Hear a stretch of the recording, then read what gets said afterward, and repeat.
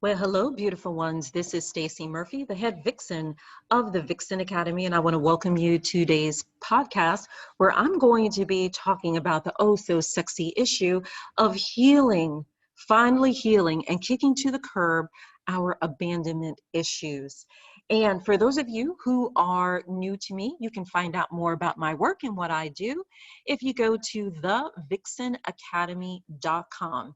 And again, that's thevixenacademy.com. And you can also check out more tips and podcasts that I do on my YouTube channel as well. So the reason why I wanted to talk about, healing our abandonment issues is because this subject has gotten so triggered in 2020 with everything that we've been dealing with social distancing, with isolation, with relationships getting turned upside down, left and right. So it has really triggered people's abandonment issues, self-worth issues, not feeling enough, not being wanted, right? Can any of you relate to anything that I'm sharing here? And I even have been dealing with abandonment issues myself this year, and that's what I want to share with you because I've been really quiet about it. I've been doing processing, but I did receive a wonderful healing around this. And after receiving, the healing, I just kept reflecting and pondering. It's like, I really want to share this story with all of you because I don't want anyone going into the new year holding on to baggage and nonsense that has really afflicted us in this great year of pause. And so this definitely is a gift that you give to yourself. And so I wanted to share this with you here today. Now, over the summer, if you're in my tribe, many of you heard about my decision to kind of step back from my 6-year relationship with Mike, And so this is not what this podcast is about. There are no abandonment issues with him and things of that nature. But that's going to be a podcast for another day. I'll let you know how we're navigating the change and the shift in our relationship and stuff like that.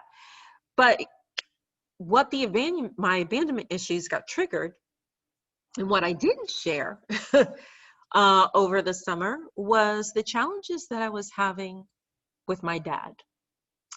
And yes, I guess you can call this daddy issues and stuff like that. So can any of you listening to this, can any of you relate to having daddy issues and stuff? Because like I said, 2020 has placed all relationships under a microscope. Simply put, if the relationship was weak, it ended. If it was strong, it carried on, right?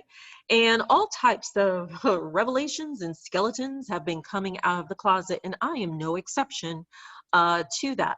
And, some more shocking and hurtful than others. But here's what I say to that. When you do receive shocking information, something that wasn't expected, whatever, it was brought up because you need to deal with it now. It was also brought up because on one level or another, spirit feels that you can handle it now. You may not have been able to handle it in the past, but if it's coming up and any old feelings are coming up, especially this year, any triggers that have happened, it's coming up so you can finally heal it. So you're no longer taking that baggage with you moving forward because it is messing up your flow and is messing up your success in life, right? So this year I had to actually process a bombshell revelation that I truly was not expecting. I mean, that's why it's bombshell, because you're not expecting it. But I learned that my dad,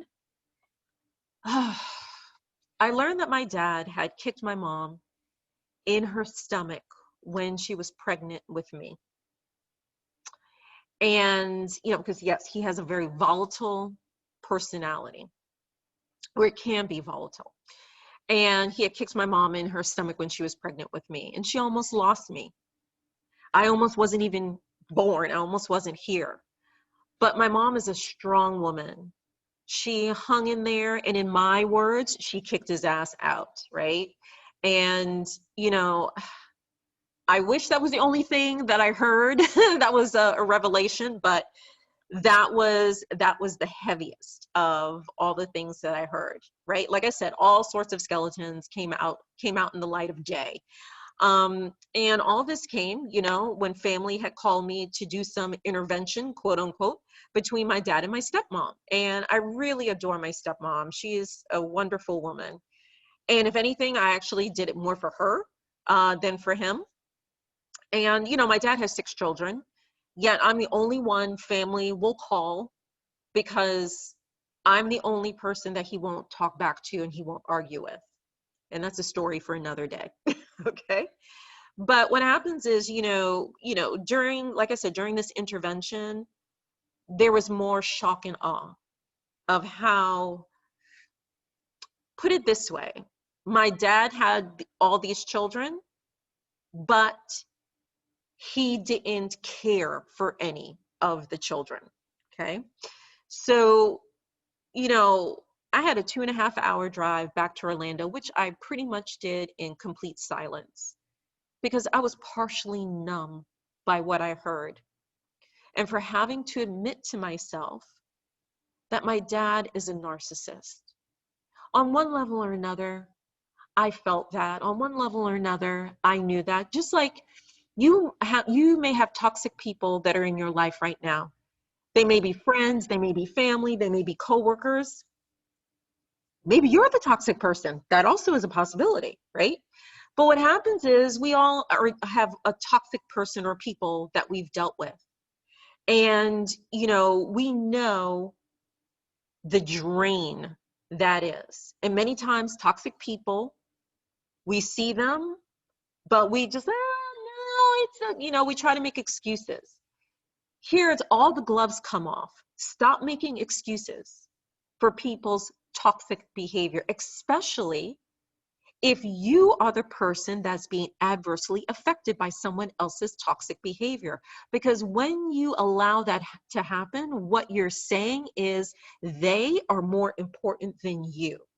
And that literally is also how a narcissist thinks.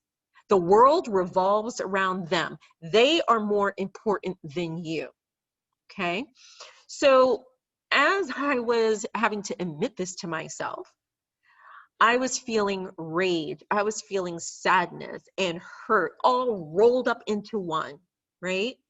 And I could feel it in the pit of my stomach because part of me was like, what the heck did I just hear and learn and experience? And then the other part of me is, what the heck?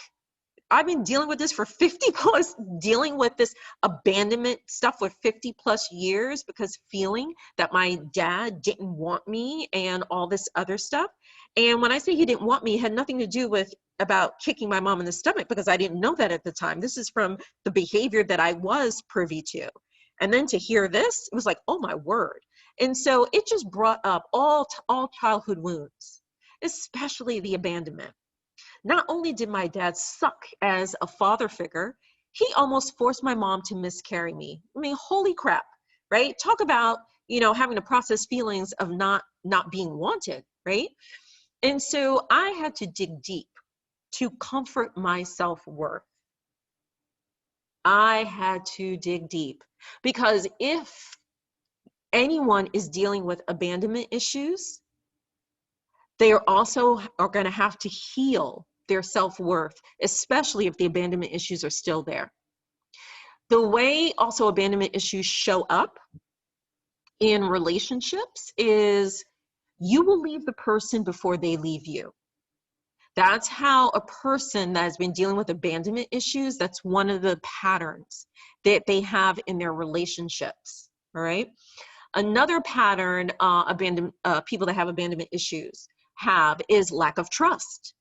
Okay, that's another abandonment issues, lack of trust. Okay, another pattern of people that have abandonment issues is sometimes they like to control everything that's going on in the relationship.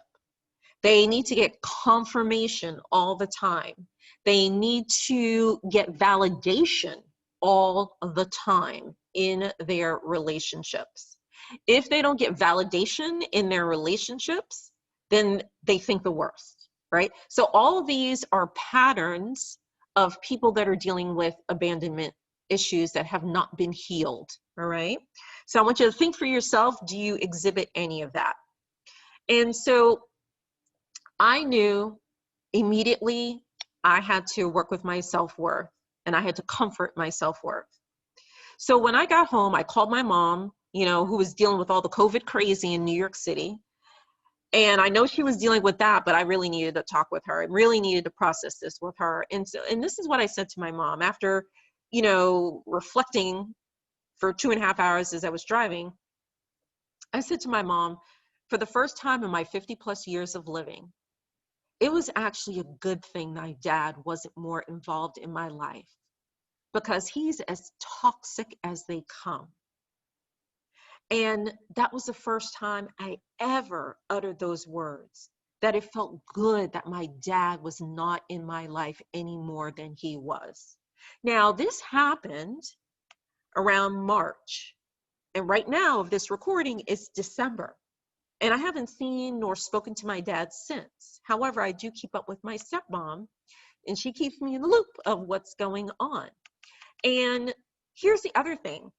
Just because you heal an issue within yourself, it doesn't involve the other person who's attached to this toxicity. It doesn't require that they do anything. They don't have to change. They don't have to apologize. They don't have to see the error of their ways, because you are doing this solely for you. And it has nothing to do with anything that they have to do in their life, okay? That's just the ego wanting to have some type of satisfaction. But when it comes to your healing, it has nothing to do with ego. It has everything to do with your heart. It has everything to do with your spirit. That's what it has to do with, right? And so, you know, my dad was never there for me, and he won't, because it's not in his nature, okay? We can't change other people. So wishing things were different, wishing that he could be the father that I always wanted to have, wishing that he could be a person that I can rely on or come to that can defend me, that is not going to happen. Wishing for that is all it does, it's a waste of my emotional real estate. And if you are wishing that other people would change their behavior and act and be the way you would want them to be, you are actually disempowering yourselves, because you're wishing for something that you cannot control. And because you can't control it, you will always be disappointed by that. And that keeps you stuck. And it also keeps them in control of you. Believe it or not. They are controlling you because you are not healing from the pain that you incurred in your interaction with them. So they are taking up valuable emotional real estate that is blocking a healthy, happy, and affirming relationship for coming into your life, right? So healing my pain, that was the valuable goal of Nugget. And so what I said to myself is, you said, all right, I'm going to be giving myself a coaching session here. Okay. I said, I'm going to be giving myself a coaching session. So the first thing that came to me is I said, you know what? I'm going to use my Spoiled Girlfriend program to help me navigate what it is that I'm feeling, to help me navigate the emotions that I was in. And with everything going on in 2020, with the economy, with relationships, with health and all that, I said, you know what? My Spoiled Girlfriend program, it covers all that. Money, self-worth, the whole entire deal, loving self, so on and so forth. So I was like, that's what I'm going to do. And so what I did was I pulled that out and I went right to the very first module in the program, which is all about mindset, right? And having that Spoiled Girlfriend mindset, because that's where the self-worth exercise was in. And so I did the exercise. I'm going to share with you that tool and kind of the switch and the pivot that I got from doing that exercise. And I really invite all of you that if you're dealing with any issues of abandonment, not feeling worthy, not feeling that you're enough or being seen, I invite you to explore this with me, right? So with the self-worth exercise that I'm going to be sharing with you here today, because there's several in that training segment, but the one I'm going to share with you here is about transforming your self-worth story. Your story is pretty much that story that's rolling and rattling around in your head. The voices in your head, as Michael Singer would say, the voices in your head. So that's like the voice that you have rattling in your head, the story that you're telling yourself. And so what happened is, transforming that story is you have your old disempowering story. How do you then transform that into a new empowering story that is affirming of your sense of worth? And so part of it was you look at, okay, what were the situation, circumstances that happened that you felt diminished your sense of confidence, worth, etc. And I just shared with you, of course, with my dad. And so there is this real ninja question that is in that exercise, which is, what is a more empowering way of looking at that particular situation, which doesn't involve any assistance from them. You're not going back to them. So one of the things, and when I was doing this exercise, one of the things, because my dad, he always tried to tear me down when I was growing up. He wasn't even proud when I got into university, and I was like the first one of his kids to get to university, and he wasn't even proud about that. And so one of the things that my dad did teach me was to stand up for myself, because he never stood up for me. So because he never stood up for me, it taught me that I had to do it for myself, right? So that's one thing that my dad taught me. And here's the other thing that I learned from also doing this exercise: how much spirit was protecting me. And in that moment, it was like an aha moment. Oh my God. I said, oh my gosh, you know what? My dad didn't abandon me. I mean, hold on to it. I said, my dad actually did not abandon me. What really happened was spirit was protecting me. That is what was truly going on, because that is how I choose to see it.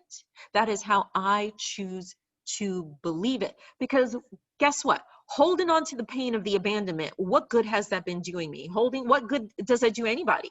It does nothing other than ruin your chances of deep soul level love, ruining your chances to a happy relationship. That is what holding on to abandonment will do. So I was like, it's done nothing. So instead, a new way, empowering way of viewing this was spirit was protecting me from this man. And it was hard for me. Like I said, I'm an introvert at heart, and this is a real deep wound, and that's how come I haven't shared it. But when I said, the more and more I thought about this over the months, I said, you know what, this is going to be valuable for all of you to hear, so that you can free yourself of any sense of lack of worth, so that you can go into the new year free of this baggage, right? And so I was so grateful to spirit. And I was also grateful that I had these tools to help me heal. So here was the funny part that I want to tell you about when I was doing that exercise, Transform Your Self-Worth story. Because as I was going through the worksheet, this hilarious visual just came in my head as I was completing the worksheet. And on it, it was like myself and my dad, we were on a tennis court, and my dad was my opponent, right? And so he went and he would lob what I call a toxic tennis ball over my way. But in ninja style, spirit went into action and, like a ball boy, batted the toxic tennis ball back over to my dad. Now, I couldn't see spirit doing this, you know, the whole Holy Ghost thing going on. So I couldn't see it going on. But I was saying to myself, hey, where's my dad? Why isn't he? What's going on? Why isn't he here? But what happened was, so I was thinking it's abandonment, but in actuality, Spirit was blocking and tackling, preventing this man from giving any more toxicity into my life. But I didn't see it at that time. I didn't know it for myself at that time, but I know and I see it now. So what happened is, it was, like I said, when I had that visual, my pain turned into laughter almost instantaneously, a gut-wrenching laugh at that. And in that moment, when I was writing what my new empowering story is, one of the first things I wrote was, thank you to Spirit for protecting me. And in that moment, I felt absolutely no abandonment. All I felt was peace and gratitude for the protection I received. And that was the power of this exercise. And I was like, girl, keep on going with the exercise, keep on going with the program, because I'm getting new levels of awareness, right? Because, you know, even as a coach, I'm always growing myself. But what happens is, this is how transformation works. You heal the immediate issue that's in front of you. You get strong, you get powerful, you feel good.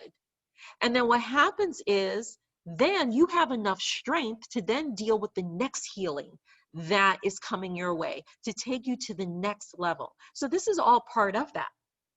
You know, so I was grateful for that. And I was grateful that my dad gave me some really good DNA, right? I was grateful for that as well. And gratitude is what makes the heart feel open. Gratitude is what expands you and allows you to be open to receiving. Constriction and pain prevents you from receiving the love that you want and deserve. And so can you feel the healing power, you know, that's here as I'm sharing this story with you? I mean, when I think of it now, and when I think of the love that I got from Spirit protecting me from this toxicity, all I can feel is peace and joy. And that is what makes me and what makes you open to receiving your good.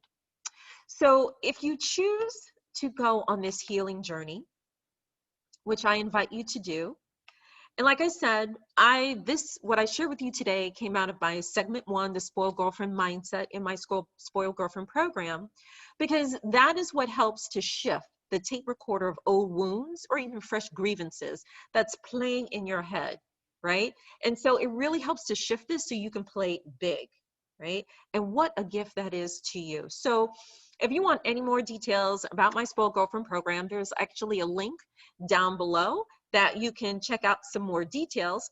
But if you just want to hear real quickly the top line in terms of what I went through in that first segment of the program in Spoiled Girlfriend, like I said, for mindset purposes. 1, it was rocking my self-worth. That is the exercise that I just took you through. It came out of that segment of the training because I wanted to claim what I want, which was a life-affirming, connecting, authentic, genuine, loving relationships. That is what I want. And so my dad is not part of that. The other thing that was in this training that I did was breaking free of that victim mentality. Some meditation around that I was doing, because I want to attract and be surrounded by healthy relationships. The other thing that's in that segment is about releasing toxic people. Hello, is my dad toxic? And things like that. So bye-bye. And so I had to do, in that segment, there's actually a eviction notice that is in there. So I wrote the toxic people eviction notice around my dad. Yes, all of that was in the training, and I did all of this to help me navigate through, because I'm setting myself up to up-level my circle of influence. And when you up-level your circle of influence, no matter where you are in your healing journey, it's always going to shake the dead apples out of the tree, okay? It's going to shake them dead apples out of the tree. And then what happens is whoever falls, falls out. And because it's to make your tree stronger. And so those are the things that I went through, that I did that journey so I can get this healing from the abandonment that I was feeling around this bombshell revelation from my dad. So I invite you to do that. So yet again, if you want to get more details about Spoiled Girlfriend, click on the link below. You'll be able to hear about the 4-part training, because it is a 4-part training that is there. And if this spoke to you in any way, share a comment, send me an email, because I would love to hear how maybe this podcast has helped you to shift your thinking around your own issues of abandonment in a different way that I'm inviting you to take a look at that. Okay. And so with that, again, if you want to hear more about the work that I do, you can find me on the web at thevixenacademy.com. And with that, everyone, we are complete, and namaste. Bye-bye.